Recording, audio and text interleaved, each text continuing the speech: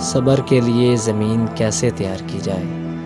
پہلے دل کی زمین پر آنکھوں کا پانی چھڑکا جائے، نمک کشید کرنے کے بعد پھر دشمن کے تیر، نیزے، تلوار یا بھالے سے جو کچھ بھی وہ ہو، اس زمین کو نرم کیا جائے۔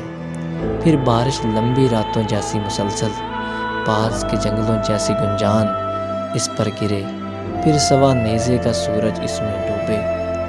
ایک بچہ بھوک سے اس مٹی میں ہاتھ مارے، ایک پرندہ اپنی چونچ سے زمین کے مساموں کی تلاشی لے، پھر اس زمین کو اکیلا چھوڑ دیا جائے، حتیٰ کہ گم ہونے والی تہذیبیں اس زمین پر دوبارہ دریافت ہو جائے۔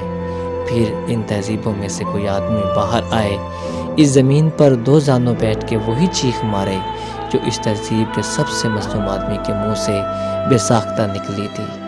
یہ زمین گونجے اور آواز کے ساتھ پھیلتی جائے، اتنی پھیلے کہ وہاں سے خزاں کی چوٹی بہت باریک نظر آئے۔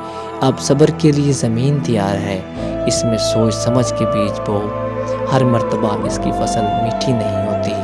بولو کیا تم گواہ نہیں ہوگے؟ میں صبر کی زمین اس سے پہلے بھی کئی مرتبہ تیار کر چکا ہوں۔